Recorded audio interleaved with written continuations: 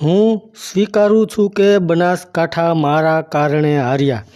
તો ગત લોકસભાની ચૂંટણીની અંદર ગુજરાતમાં ભારતીય જનતા પાર્ટીને 26 સીટ મળી નથી.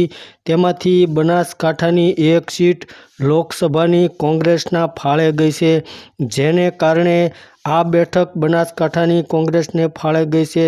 તેના માટે ગુજરાતના અધ્યક્ષ CR પાટીલે દુઃખ વ્યક્ત કર્યું હતું. નમસ્કાર દર્શક મિત્રો. તો હાલમાં ગુજરાતની અંદર વડાપ્રધાન નરેન્દ્ર મોદીએ ભારતીય જનતા પાર્ટીની રાષ્ટ્રીય સદસ્યતા અભિયાનની શરૂઆત કરી છે, જેમાં ભારતીય જનતા પાર્ટી તેના બંધારણના આધારે ચાલે છે.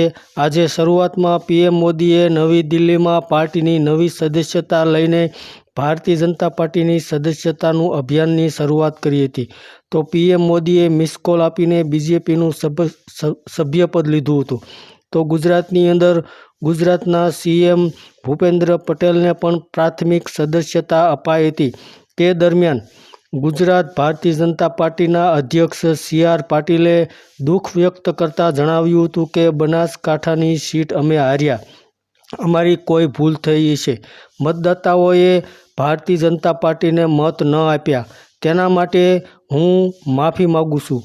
બનાસકાંઠાની સીટ હાર્યા તેના માટે હું સ્વીકારું છું કે મારી કોઈ ભૂલ થઈ છે અને બનાસકાંઠાની સીટ માટે CR પાટીલે દુઃખ વ્યક્ત કર્યું હતું.